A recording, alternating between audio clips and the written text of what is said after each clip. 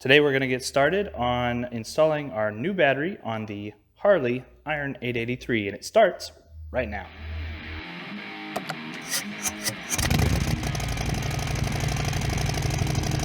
The reason that prompted the need for doing this actually is because of my own stinking fault. I actually left the key on the ignition mode, which I had it set to off on the kill switch, but the ignition was set to on, and apparently it left lights on and drained my battery last night. Just so you know, if you are new to motorcycling world, the batteries that are in these, if you let them drain to zero, normally they're dead. There's not much you can do to get past that. It's a good idea to get you a battery tender, which I'll try to put a link down in the description below for one that you can get, but keep it on a battery tender if you're not using it for extended periods of time. But that wasn't the case this time. I just left it on like an idiot. So anyway, let's go ahead and get into it. If you are looking for a battery, the one that they recommended at the local AutoZone here was this Duralast Gold with model here showing ETX 14L. Looks good to me. We'll install it and see how it works.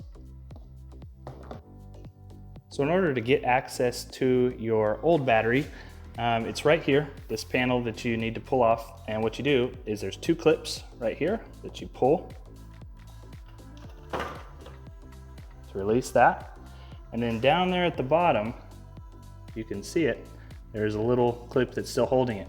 And the way you pull this up is you just pull up and out. Let's see if I can get it from this angle here. So I'm pushing up and it's not wanting to come. It's kind of a two-handed, oh, there we go. It pulls right out like that. All right, so if you can see here, got your battery right there. I'm gonna set this down and see if we can't pull this out. Okay, so first things first, we need to remove these clips here by pushing them backwards and then pulling out. If you can see there, you got your little crevice. Forward, back out, there we go. All right, first thing you wanna make sure before you touch any electrical is make sure your ignition is turned off and there's no electricity going to the bike. If you have an alarm system, you wanna disable that. Let's see if we can do this.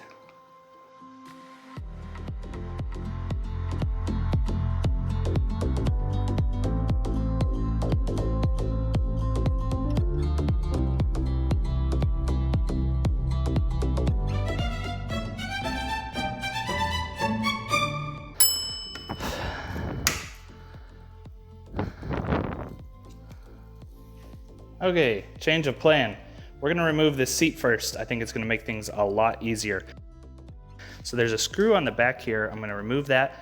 And then from what I understand, there's a tab up here. Just gotta pull it back and up. We'll see if we can give that a shot here.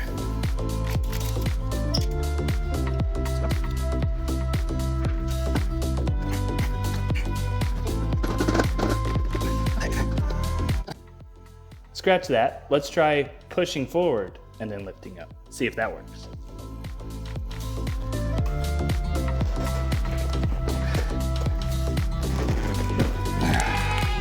Much better.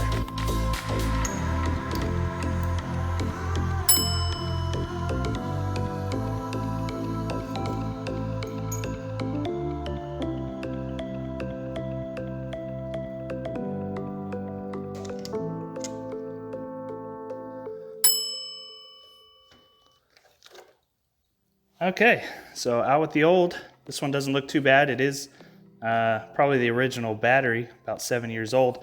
So I'm glad to get it out of here. We'll go ahead and put the new one in.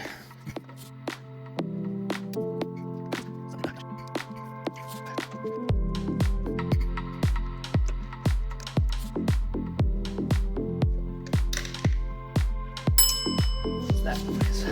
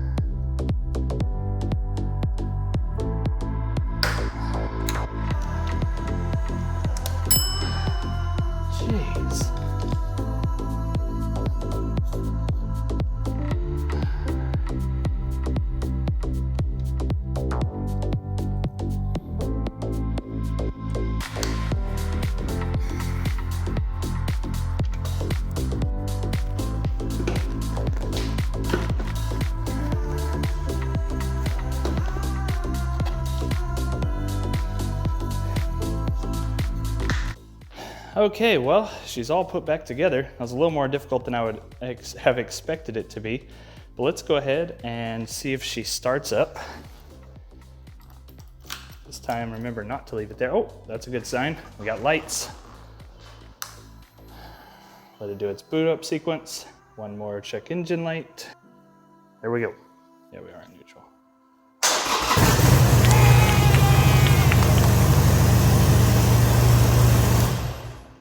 Okay, time to remember to turn that off. Okay, so lessons learned here. You don't actually have to take that seat off. I just thought maybe you could get better access into there, but you should be fine to do it without the seat taken off. You just have to take off the positive terminal first, which will allow you to pull that out of there. It was a little tighter fit, and I'm a little bit short of breath because of it.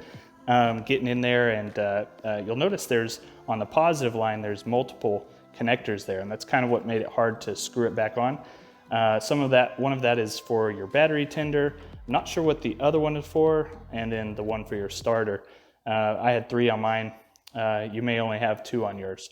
But anyway, all said and done, looks like it was a good, clean swap out and everything's working. If you have any questions, please leave them down in the comments below, and we'll catch you in the next one.